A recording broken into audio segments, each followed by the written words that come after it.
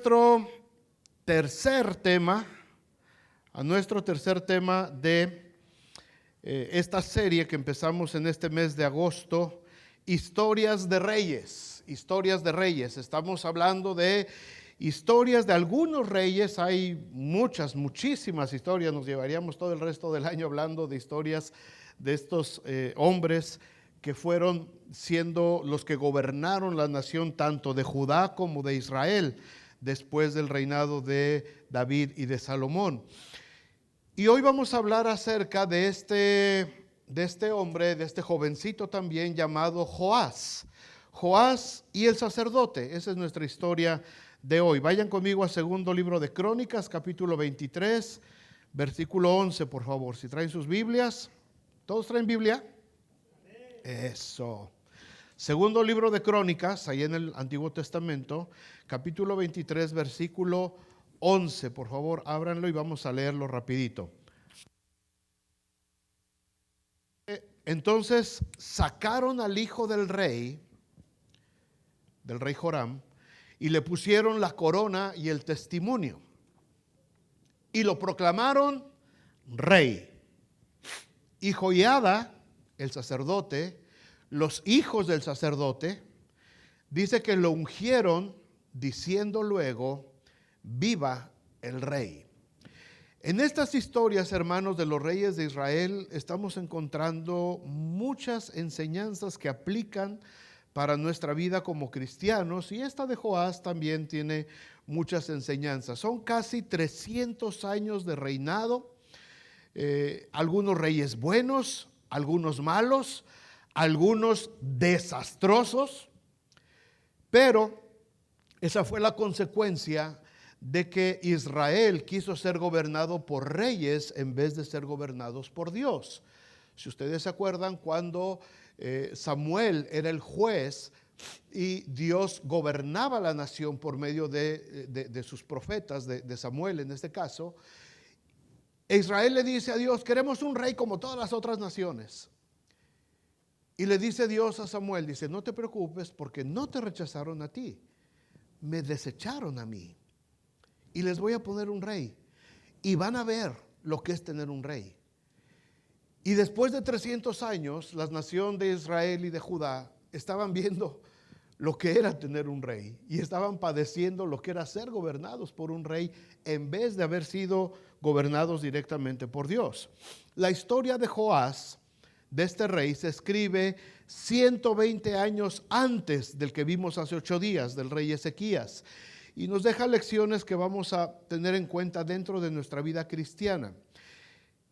Y el lugar, hermanos, tan importante que tienen en nuestra vida nuestros maestros, pastores, líderes espirituales dentro de este organismo con vida que se llama iglesia.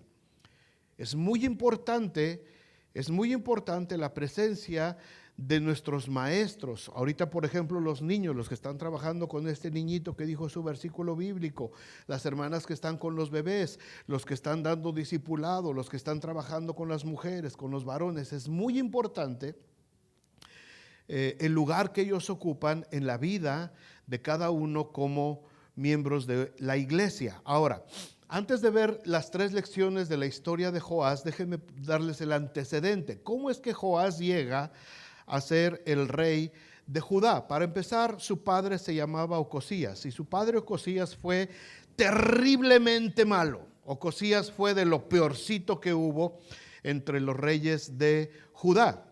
Y no tiene nada de extraño, siendo que la mamá de este rey Ocosías, fue una mujer terriblemente pecadora, idólatra, abominable ante los ojos de Dios, llamada Atalía. Así es que el rey Ocosías es víctima de una rebelión. Ustedes pueden buscar la historia ahí en el segundo libro de Crónicas, capítulo 22, 23, 24, y en segunda de Reyes 12, 13, 14 está la historia de Joás. Paralelamente, esta mujer, cuando ve que su hijo es tan malo y la gente de alrededor, cuando hay maldad, la violencia se dispara. Así es que algunos del pueblo hacen un plan y van y matan a Ocosías matan al rey Ocosías, ponen al otro rey, a Joram, pero también lo matan y se hace un relajo ahí de matazones. La mamá del rey Ocosías, Atalía, dice: mataron a mi hijo, pues ahora nadie de su descendencia va a ser rey sobre Judá. ¿Y saben qué hizo la señora? Mandó matar a toda la descendencia de su hijo Ocosías, es decir, a todos sus nietos los mandó matar. La abuela, chula de abuela, ¿no? La abuela mandó matar a toda la descendencia de su hijo. Dice: si me mataron a mi hijo, no va a haber más reina que yo. Y ella se proclama reina de Judá, sin que nadie lo hubiera puesto. Ella solita se agarra el nombramiento. Y ahí sale una historia muy interesante para las mujeres, para su próximo cafecito si quieren. Ahí se los dejo de tarea, sobre el matriarcado. Así es que una vez que destruye a toda la descendencia, Dios por supuesto ya tenía planes para que el reino no se quedara desabastecido de rey. Vayan conmigo a 2 de Crónicas 22:10. Entonces Atalía, madre de Ocosías, viendo que su hijo era muerto, se levantó y exterminó toda la descendencia real de la casa de Judá. Pero Josabet, hija del rey, tomó a Joás, hijo de Ocosías, y escondiéndolo de entre los demás hijos del rey, no era hija del rey de Ocosías, era hija del rey Joram, escondiéndolo de entre los demás hijos del rey, a los cuales mataban, le guardó a él y a su ama, a su nana, a su nodriza, la que lo estaba criando, en uno de los aposentos. Así lo escondió Josabet, hija del rey Joram. Joram era hermano de Ocosías, mujer del sacerdote Joiada, porque ella era hermana de Ocosías, delante de Atalía, y no lo mataron. Y estuvo con ellos escondido en la casa de Dios 6 años. ¿En dónde estuvo escondido?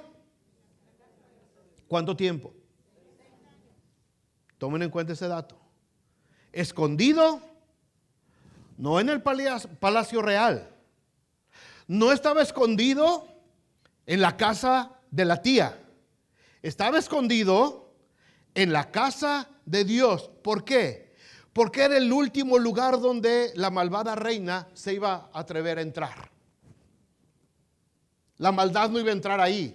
Así es que Josabet dijo: lo voy a poner. Josabet era la tía de Joás. Dice: lo voy a esconder en la casa de Dios y lo voy a poner bajo el cuidado del sacerdote Joiada y de sus hijos.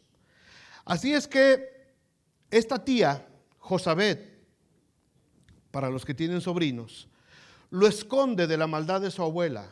Joás tenía apenas 1 año de edad, era un bebé, era de Vida Nueva Babies, era de cunero, tenía 1 año. 6 años escondido, y en esos 6 años, al final, el sacerdote Joiada arma una revolución en toda la nación de Judá y derrocan a la reina Atalía, la matan, le quitan el reino, y entonces es que ponen a Joás como rey, cuando tenía 7 años de edad. Cuando Joás apenas tenía 7 años. Hace 15 días hablamos de Josías. Josías tenía 8 años cuando empezó a reinar. Bueno, Joás tenía 7 años cuando lo pusieron de rey. Tú vas a ser el rey. ¿Qué va a hacer el niño?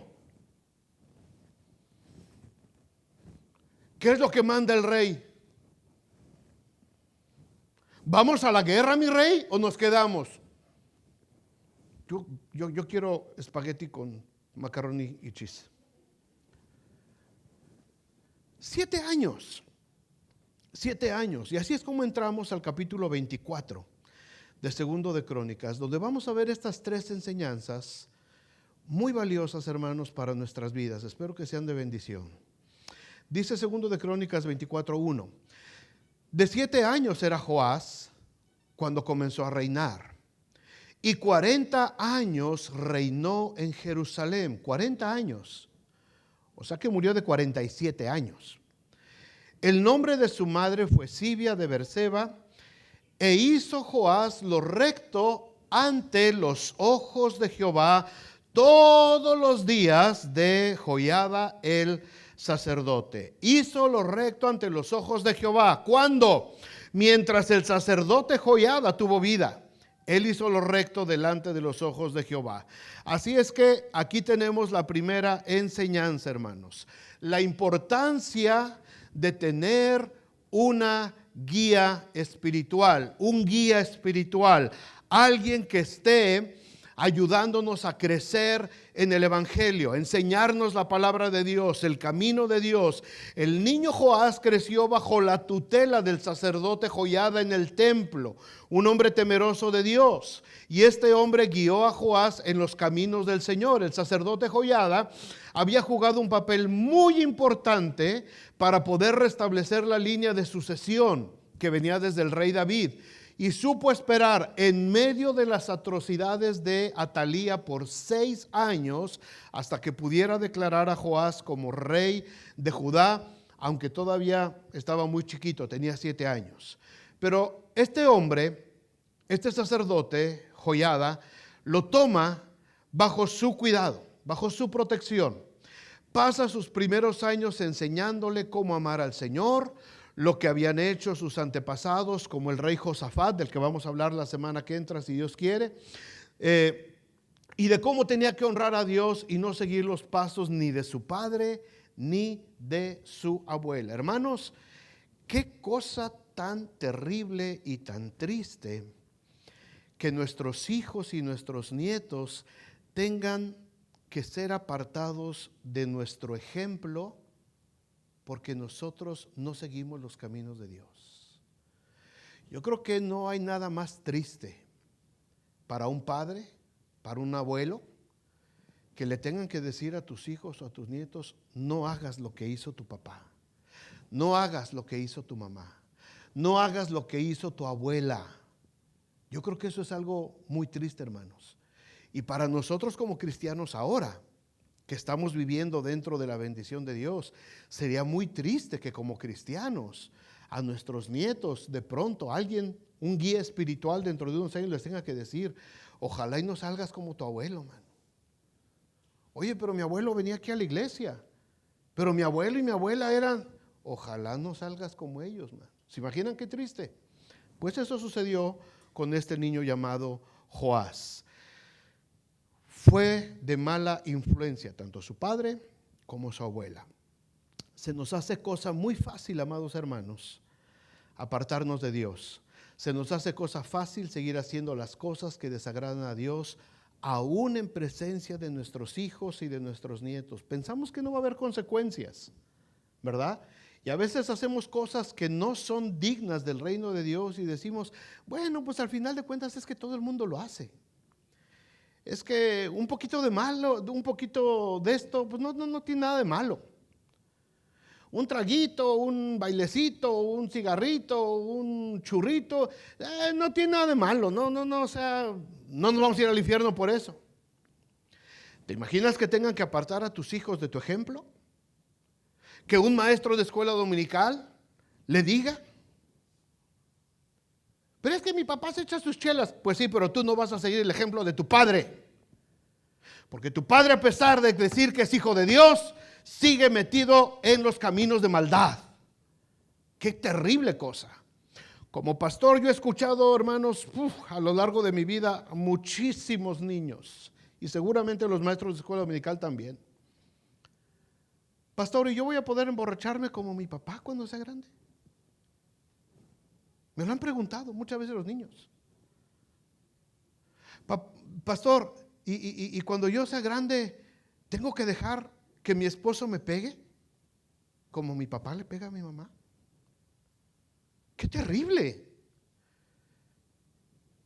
Es una situación de impotencia, de coraje, que te da cuando un niño te llega a preguntar eso. O cuando estamos escuchando a los niños decir malas palabras. ¿Por qué? Porque es la influencia de su casa. O las niñas que desde temprana edad las mamás las están enseñando y las están guiando en las artes de la seducción de los hombres, a vestirse de manera provocativa y sensual.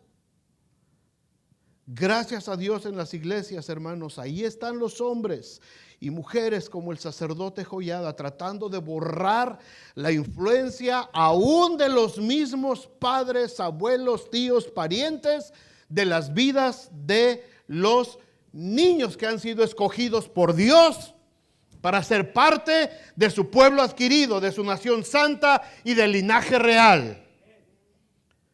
Gracias a Dios por todos esos maestros, por todos esos líderes, consejeros, pastores que nos han estado enseñando la palabra de Dios para que no caigamos en lazo de condenación. Es muy importante vivir bajo la consejería, bajo el cuidado de una iglesia para poder prevenirnos de todo lo que está pasando en el mundo. La historia del reino de Judá tenía que seguir tejiéndose hasta llegar al nacimiento de Cristo. De ahí iba a salir el Mesías. No se podía detener la historia. De la misma manera, hermanos, la vida de la iglesia ahora se sigue tejiendo hasta que lleguemos a la segunda venida de Cristo. De ahí la importancia de los líderes espirituales, de los maestros, de los guías, consejeros, todos los que Dios ha llamado para seguir dirigiendo a las nuevas generaciones de cristianos. ¿Qué fue lo que hizo Joás cuando empezó a reinar? Segunda de Crónicas 24:4. Después de esto aconteció que Joás decidió. ¿Joás qué hizo? Decidió. Tomó una decisión, Joás. No el sacerdote Joiada, no su tía Josabet. Joás, después de haber sido expuesto a la palabra de Dios, después de haber escuchado las historias de todo lo que Dios había hecho con la nación, él, en base a lo que sus maestros le enseñaron en la casa de Dios, él tomó la decisión de restaurar la casa de Jehová. No dice la historia, y Joiada le ordenó a Joás que mandara a restaurar la casa. Tampoco dice la tía Josabet influyó para que Joás mandara a reparar la casa. Dice que Joás tomó la decisión. Él dijo, en base a lo que había aprendido, en base a lo que él había experimentado en la presencia de Dios. Cuando él creció, cuando él vio todo, seguramente le platicaron toda la gloria de ese lugar. Seguramente le platicaron cuando Salomón empezó a levantar ese templo, cuando David empezó a juntar la ofrenda para levantar ese templo. Y seguramente le platicaron Joiada, su tía, y los demás, los hijos de Joiada, Zacarías y sus otros hijos, le platicaron. ¿Sabes qué? Cuando este templo se empezó a levantar y cuando lo dedicaron al Señor, la gloria de Dios lo llenó de una manera tal que los levitas ni siquiera podían ministrar a causa de la presencia de Dios. Y Joás dice, ¡wow! ¿Y por qué está toda lastimada esta casa entonces? ¿Por qué está toda derrumbada? ¿Por qué está oxidada la platería? ¿Por qué está manchado el oro? ¿Por qué veo grietas en las paredes? ¿Por qué están manchados los plafones? ¿Por qué está roto el aire acondicionado? ¿Por qué está así la casa de Dios? Joás decide y dice, yo como rey ahora tomo la decisión. Vamos a restaurar la casa de Dios.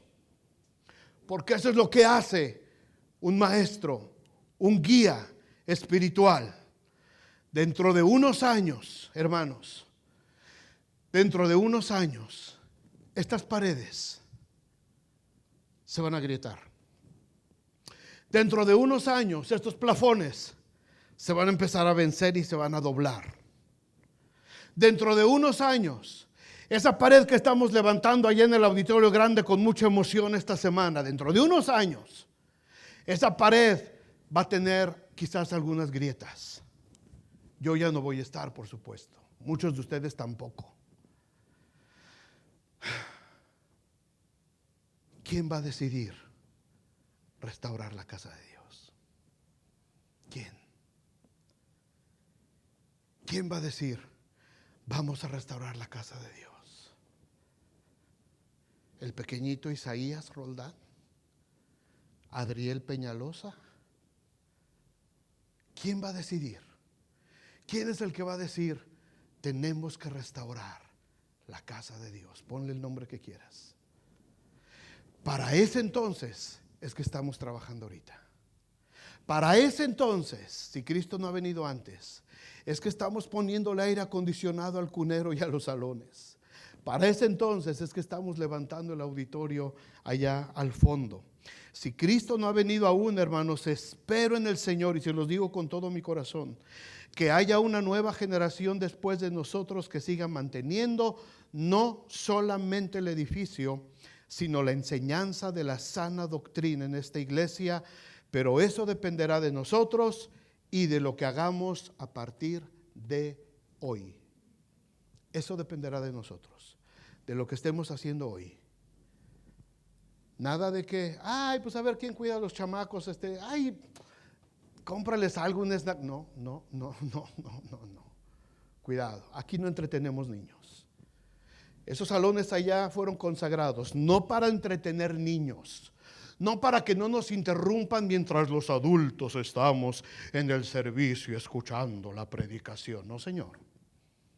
Esos salones están consagrados para formar discípulos de Cristo Jesús desde que empiezan a caminar. ¿Qué fue lo que dijo este niñito en su versículo? Solo él y Dios lo saben. Y a lo mejor su maestra. Pero con eso es más que suficiente. Con eso es más que suficiente. Porque esos niños están empezando a ser formados. Y a esos bebecitos ahí en el cunero, ahorita les están leyendo una historia bíblica. Ay, pastor. El bebecito está ahí. El bebecito. Pero su espíritu, humano. Su espíritu está más receptivo que el que muchos de los que estamos aquí ahorita, Ahorita unos aquí están. Le habrán quedado buenas las costillas al Ramón. Y el espíritu de ese niñito está recibiendo lo que ahorita su maestra le está contando de la palabra de Dios. El espíritu no tiene edad. El espíritu es el mismo desde que naces, desde que Dios te da aliento de vida hasta que te lo quita. El espíritu es el mismo. Y el espíritu percibe, su espíritu recibe. Los niños están recibiendo educación. Espero, hermanos, que yo no los aburra con esta cantaleta. Casi cada 8 días se los digo. Pero es algo que mientras más viejo me hago, más angustia me entra en mi ser. ¿Dónde va a estar nuestra nueva generación? ¿Quién se va a levantar después de nosotros? ¿Quién va a continuar con la obra después de nosotros? La historia paralela que encontramos de Joás está en Segundo de Reyes. Y fíjense cómo lo dice Segundo de Reyes, capítulo 12, verso 4. Joás le dijo a los sacerdotes: todo el dinero consagrado que se suele traer a la casa de Jehová, el dinero del rescate de cada persona según está estipulado, y todo el dinero que cada uno de su propia voluntad trae a la casa de Jehová, recíbanlo los sacerdotes, cada uno de mano de sus familiares, y reparen los portillos del templo. ¿Dónde? Donde quiera que encuentren que hay necesidad de reparar algo. Que la gente traiga el dinero, manden por todo Judá a decir que se necesita dinero para restaurar la casa de Jehová. Y donde vean un plafón mugroso, cámbienlo. Y donde vean que se mete el agua, séllenle. Y donde vean que hay grietas, repárenlas. Porque es la casa del Señor. Porque es la casa donde nos reunimos a invocar el santo nombre de Jehová de los ejércitos. Joiada le había enseñado a Joás cómo algunos reyes habían hecho para mantener el templo a base de ofrendas. Y Joás dice, pues vamos a hacerlo igual. Había que reparar los portillos del templo donde había grietas. Y todos nosotros sabemos, hermanos, qué es lo que pasa donde hay grietas. Todos sabemos lo que pasa. Ayer en la mañana estábamos empezando la actividad. Y junté a los hermanos y vamos a orar antes de empezar. Y empezamos a orar. Y se oyó un ruido bien fuerte. Y yo pensé, ya se estrellaron acá en la esquina. No, el edificio de aquí enfrente se derrumbó una parte de la pared. Y no fue porque estábamos orando acá muy gruesos, o sea, porque el edificio tiene más de 100 años igual que este. Pero a ese nadie le ha metido mano. Por ese nadie se ha preocupado. Y las paredes agrietadas terminaron cediendo y se derrumbaron. Todos sabemos lo que pasa, hermanos, donde hay una pared con grietas. Todos lo sabemos muy bien. La pared del edificio termina derrumbándose. Y pasaron los años. Joás decide restaurar. Joás manda a traer la ofrenda, que se levante la ofrenda. Y pasaron los años, no sabemos cuántos, 7, 8, 9 años quizás. Y dice el versículo 6, pero en el año 23 del rey Joás ya tenía 23 años reinando, más 7 cuando empezó. Joás tenía 30 años. ¿Quién anda aquí alrededor de los 30? Entre 25, 35, 40. No, vete ya. Tú y yo ya vamos de salida, man. Algunos. Ok, de esa edad más o menos. ¿Cuántos tienes, Brian? Poquito más. Joacito. En el año 23 del rey Joás, ¿qué dice? Aún. ¿Qué pasó? No habían reparado las grietas los sacerdotes. Estaban recibiendo el dinero. Les estaban trayendo el dinero a los sacerdotes. Y dijeron, pues ahora es cuando. Tantos años que no nos han pagado, pues de aquí nos empezamos a cobrar. Y ellos empezaron a quedarse con el dinero y la obra del Señor parada. Ya tenía 23 años de rey Joás, ya tenía 30 años de edad, este hombre llamado Joás. Y aún no habían reparado los sacerdotes las grietas del templo. La historia paralela en 2 de Crónicas, capítulo 24, 5 dice: y reunió a los sacerdotes y los levitas y les dijo: salid por las ciudades de Judá y recoged dinero de todo Israel para que cada año sea reparada la casa de vuestro Dios, y vosotros poned diligencia en el asunto. Pero los levitas no pusieron diligencia. Los encargados de reparar el templo, que representaba la vida espiritual de la nación, habían sido negligentes. Lo contrario de ser diligentes es ser negligentes. Y aquí está la segunda enseñanza. La negligencia espiritual, hermanos, se hace costumbre. La negligencia espiritual se nos hace una costumbre. El rey les dijo: pongan diligencia en el asunto, pero los levitas no pusieron diligencia, es decir, fueron negligentes.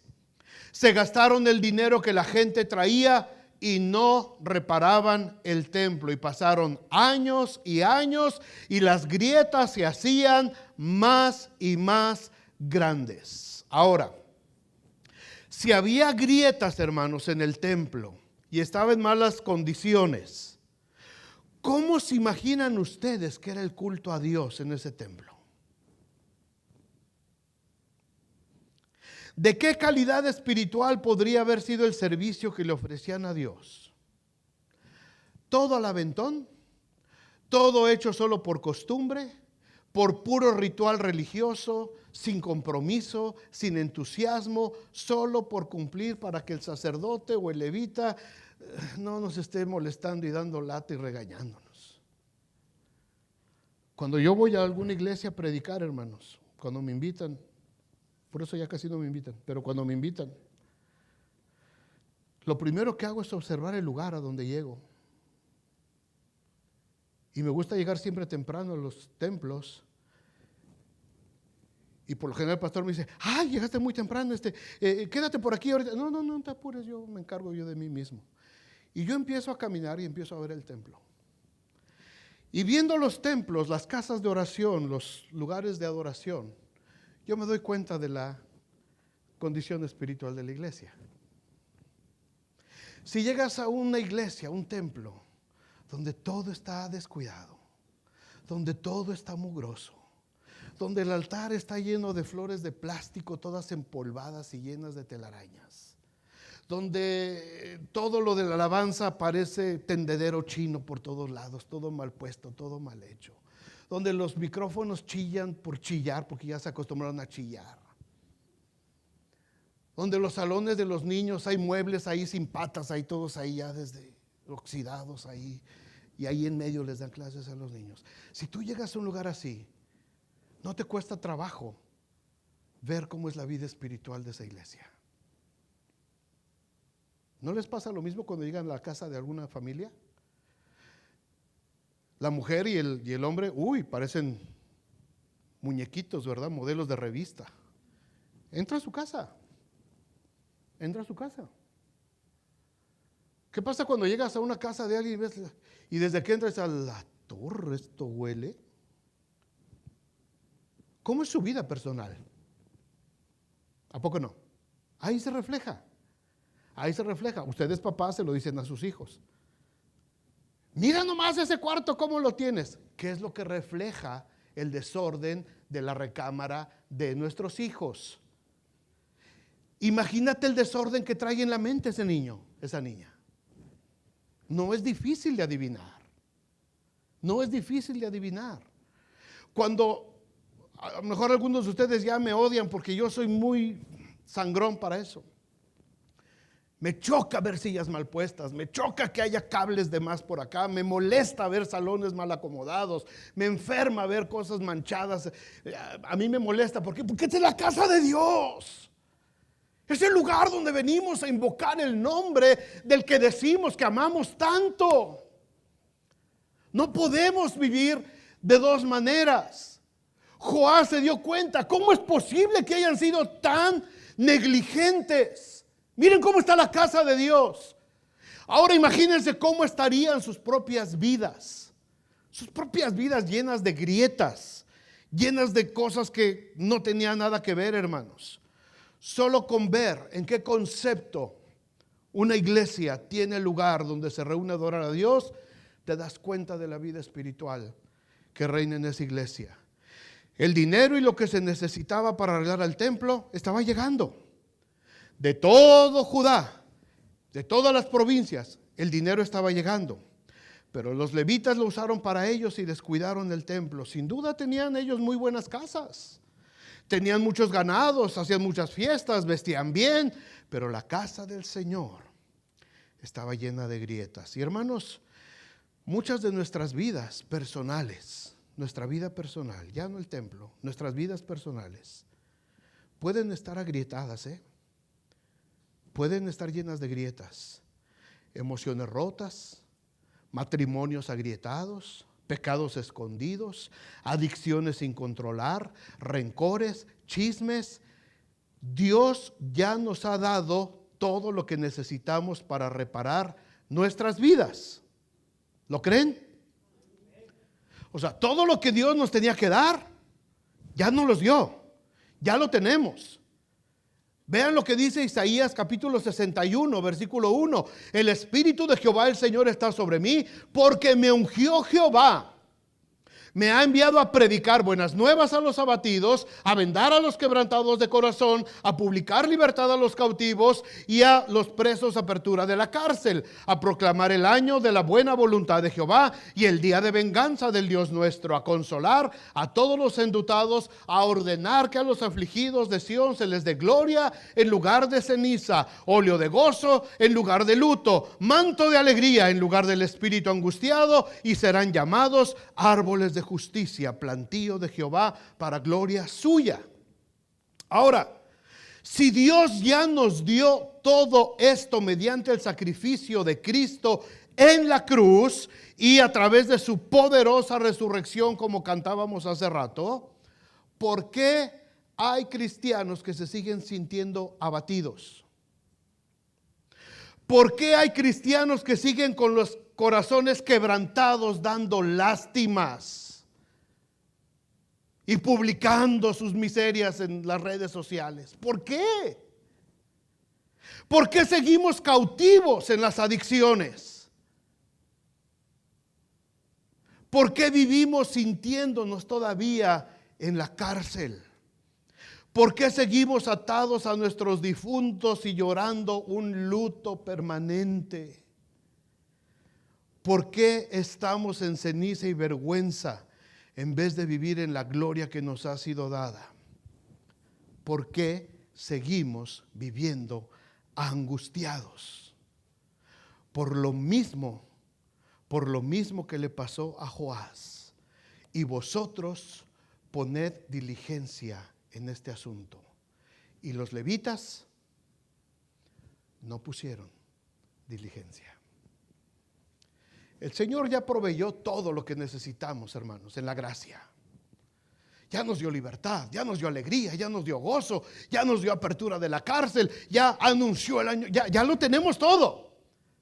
Estamos completos en Cristo, dice el apóstol Pablo. ¿Qué nos falta? Pero si ya tengo todo, ¿por qué mi vida sigue teniendo grietas?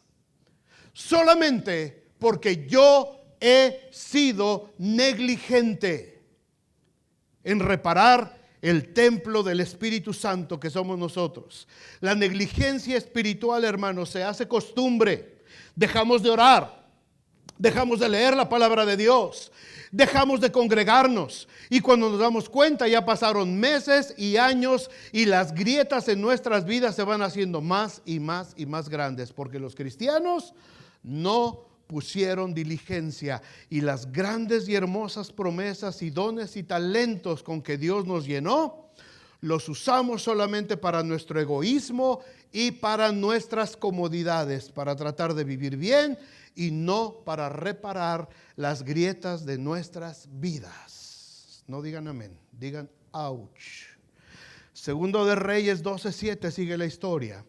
Llamó entonces el rey Joás al sumo sacerdote Joiada y a los sacerdotes y les dijo: ¿por qué no reparáis las grietas del templo?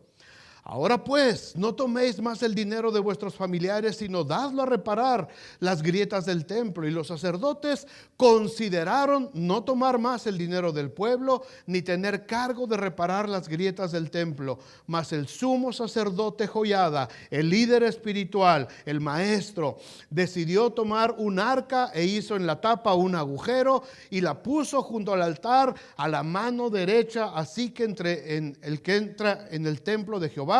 Y los sacerdotes que guardaban la puerta ponían ahí todo el dinero que se traía a la casa de Jehová. Y dice que cuando ya había mucho dinero, estaba llena la caja, es el arca, la sacaban, lo contaban y se lo daban a todos los que estaban trabajando en el... ¿Por qué no te haces una caja, Ramón, y la ponemos ahí enfrente?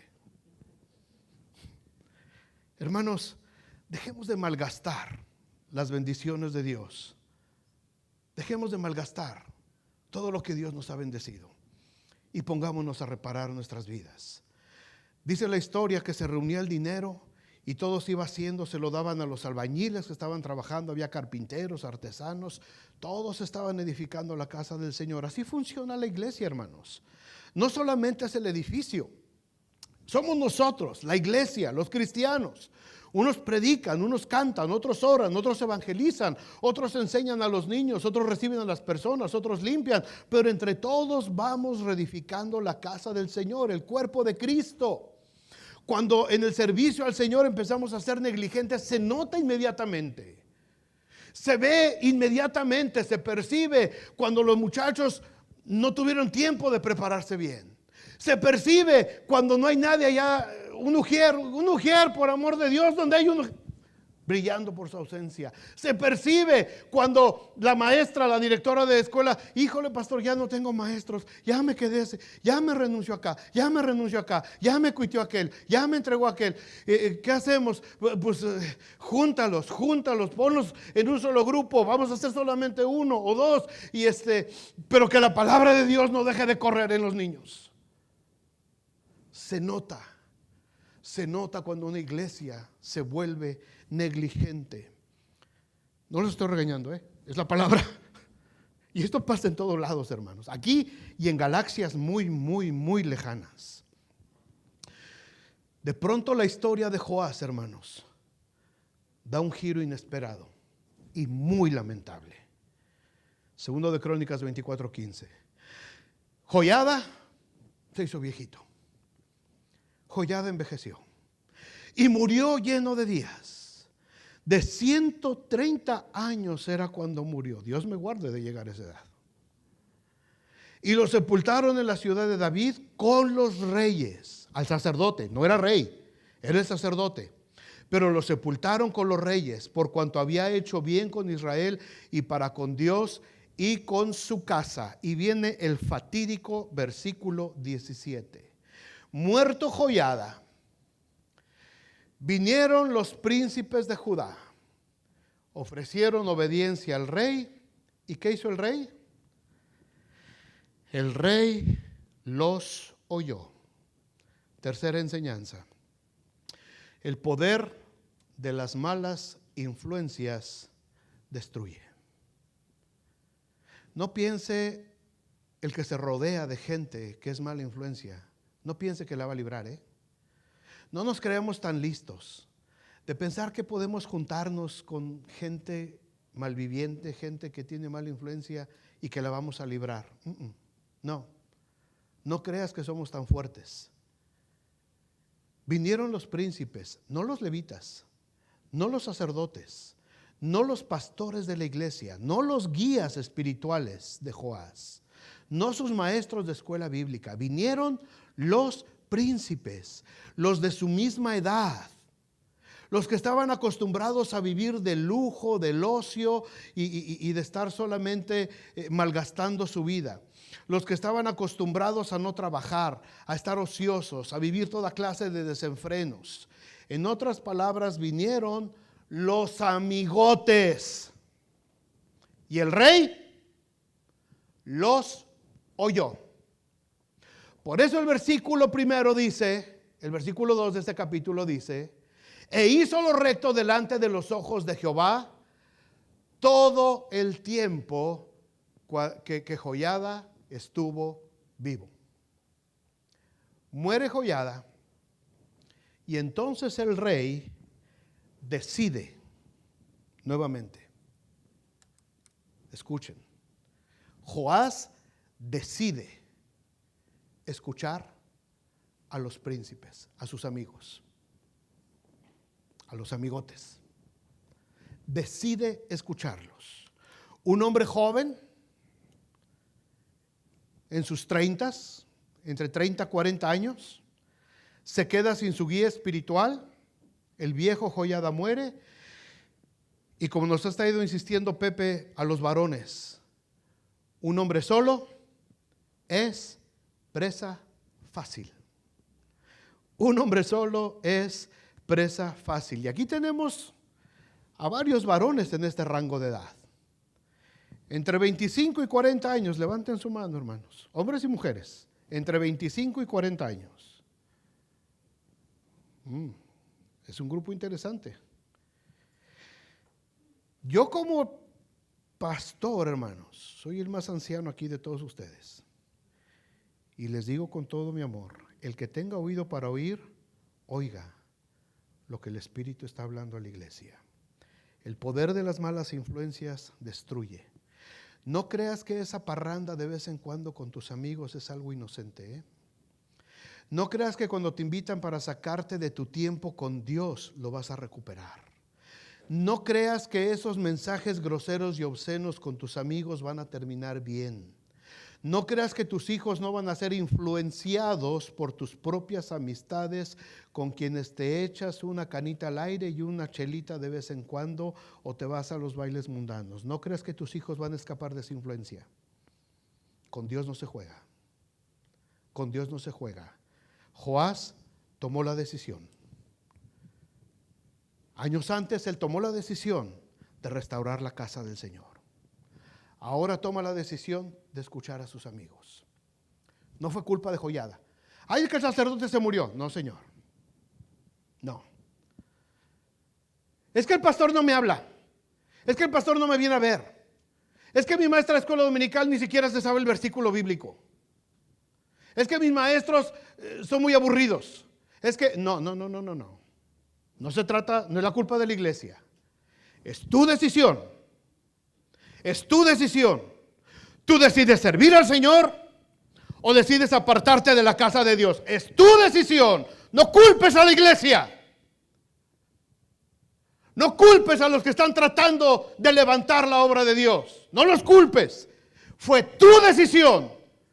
Tú decidiste servir a Dios o tú decidiste irte en pos de tus amigos, en pos del mundo. No es culpa de la iglesia, porque lo más fácil es buscar un culpable. Es que el pastor nunca me habló. No se trata de que el pastor te hable. ¿Qué tal si el pastor ya se murió como el pobre Joiada? Santiago 4:4 dice: oh almas adúlteras, ¿no sabéis que la amistad del mundo es enemistad contra Dios? Cualquiera pues que quiera ser amigo del mundo se constituye enemigo de Dios. Y si no creen esta palabra de Santiago, vean la historia de Joás, versículo 18 de 2 de Crónicas 24. Y desampararon la casa de Jehová, el Dios de sus padres, aquella que mandó restaurar, aquella por la que se indignó que los levitas no habían ido a reparar las grietas. Desampararon, no dice desamparó Joás, dice desampararon, porque ya estaba con todos los amigos, con sus malas influencias. Y entre todos desampararon la casa de Jehová, el Dios de sus padres, y sirvieron a los símbolos de acera y las imágenes esculpidas. Entonces la ira de Dios vino sobre Judá y Jerusalén por este pecado, y les envió profetas para que los volviesen a Jehová, los cuales le amonestaron, mas ellos no lo escucharon. Entonces el Espíritu de Dios vino sobre Zacarías, el hijo de Joiada. Había crecido junto con Joás. Zacarías había estado junto a su papá Joiada cuando proclamaron a Joás rey de Israel a los 7 años de edad. Ese era Zacarías. Era su amigo, lo conocía. Había crecido juntamente con él. Y puesto en pie donde estaba más alto que el pueblo, les dijo a todo el pueblo: así ha dicho Dios, ¿por qué quebrantáis los mandamientos de Jehová? No os vendrá bien por ello, porque por haber dejado a Jehová, Él también os abandonará. Pero ellos hicieron conspiración contra él, y por mandato del rey, no por mandato de sus amigos, aquí sí fue la decisión de Joás. Por mandato del rey lo apedrearon hasta matarlo en el patio de la casa de Jehová. Al hombre que les estaba advirtiendo: si ustedes no se arrepienten, Dios los va a destruir. Mátenlo, dijo Joás. Es el hijo del sacerdote que me crió. Es el hijo del pastor que me levantó. Es el hombre que creció junto a mí enseñándome la palabra de Dios. Pero ahora yo les digo: mátenlo a pedradas. Y lo mataron a pedradas a Zacarías. Así el rey Joás no se acordó de la misericordia que Joiada, padre de Zacarías, había hecho con él. Antes mató a su hijo, quien al morir dijo: Jehová lo vea y lo demande.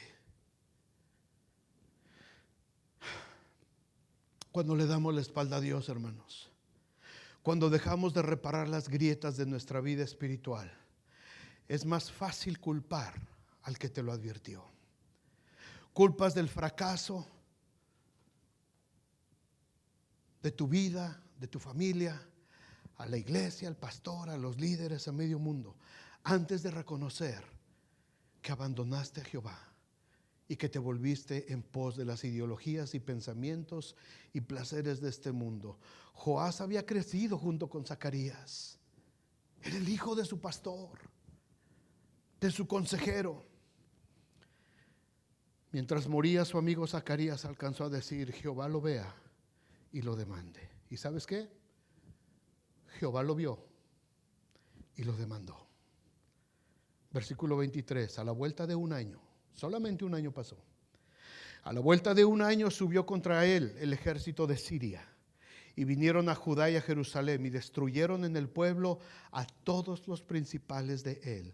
Y enviaron todo el botín al rey de Damasco, porque aunque el ejército de Siria había venido con poca gente, Jehová entregó en sus manos un ejército muy numeroso, por cuanto habían dejado a Jehová, el Dios de sus padres. Así ejecutaron juicios contra Joás. Y cuando se fueron los sirios, lo dejaron agobiado por sus dolencias a Joás. No lo mataron, lo dejaron adolorido. Le pusieron una guamisa de muy Padre y Señor nuestro. Lo dejaron herido, lastimado. Y conspiraron contra él sus siervos a causa de la sangre de los hijos de Joiada el sacerdote, y lo hirieron en su cama y murió. Y lo sepultaron en la ciudad de David, sí, pero no en el sepulcro de los reyes. Murió deshonrado. Total deshonra, porque tomó una decisión. Pensó que no era cosa grave de vez en cuando hacerle caso a los amigos. Pensó que no, pues no pasa nada, hombre, todo el mundo lo hace, todo el mundo. Pensó que era cosa fácil jugar con Dios. Y como cristianos, hermanos, ahora nosotros decimos, ay, es que bendito sea Dios, porque aunque yo sea infiel, Dios permanece fiel, porque Él no puede. No, cuidado, con Dios no se juega. No nos escudemos en la gracia.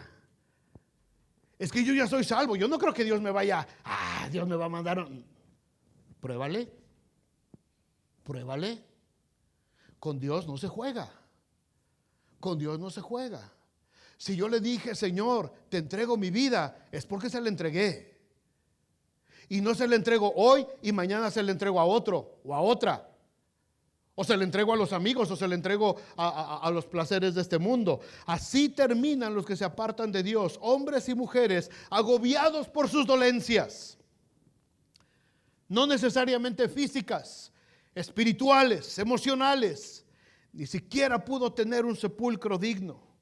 También que iba Joás, ahí la llevaba, iba bien. Su tía lo había preservado de la muerte. Tenía un pastor, tenía un buen consejero, tenía maestros. Había decidido restaurar el templo. Había decidido volver otra vez al culto, al único Dios verdadero. Estaba sirviendo a Dios. Pero la mala influencia de sus amigos lo hizo fracasar. Fracasar. 3 valiosas enseñanzas. Vengan, hermanos de alabanza, vamos a terminar.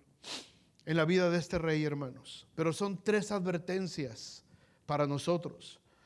No puedes pretender ser cristiano si no estás bajo el cuidado de una iglesia que te sustente y te enseñe el camino del Señor.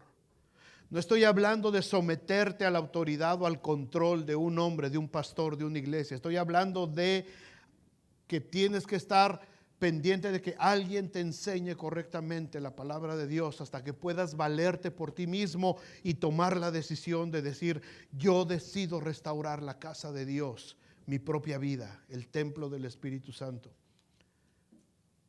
No puedes menospreciar. Hay cristianos que dicen, yo soy cristiano, yo soy hijo de Dios, pero no voy a ninguna iglesia, a mí las iglesias, fúchile las iglesias. Bola de chismosos, bola de rencorosos, bola de pecado. Fuchi las iglesias. No eres cristiano, punto. Déjate de cuentos. Te gusta la onda de la Biblia, te gusta el ambiente cristiano, pero no eres cristiano. Porque el Señor dice que el Señor añadía a la iglesia cada día los que habían de ser salvos. A la iglesia, no al mundo, no a su casa. Los añadía a la iglesia, porque la iglesia es el cuerpo de Cristo. Y Él murió por la iglesia, y Él la cuida y la sustenta. Imperfectos, sí, por supuesto, todos nosotros. Imperfectos, pero somos la iglesia. Y bajo el manto de la iglesia, bajo el manto del cuerpo de Cristo, es que los cristianos se nutren y crecen y aprenden a vivir la vida cristiana. La negligencia espiritual va a hacer que las grietas de tu vida te hagan sucumbir. Si no eres diligente y empiezas a reparar ya esas grietas, vas a sucumbir. Te vas a desmoronar como la pared aquí enfrente de nuestro vecino. Y si lo dudan, ahorita pasen por ahí y vean la parte de enfrente del edificio. Fue un estruendo y un polvaderón que se levantó. Y ahí está otro pedazo de pared y así, detenido por una laminita. En un momento a otro se cae. Y la vida de muchas personas, hermanos, muchos cristianos, así está. Así está. Porque no entendieron que el Señor ya nos dio todo para poder reparar nuestra vida. Y seguimos viviendo así. Y recuerda que las malas influencias en tu vida te van a hacer que hagas cosas de las que te vas a avergonzar un día. De las que te vas a avergonzar. Y un día el Señor nos va a pedir cuentas de qué es lo que hicimos con nuestra vida. Señores, que mis amigotes, fue tu decisión. Es que ellos no, fue tu decisión. Tú tomaste tu decisión. Es que el pastor nunca me habló, fue tu decisión. Es que el maestro de escuela dominical, fue tu decisión. Tú decidiste. Tú decidiste. Y hay consecuencias.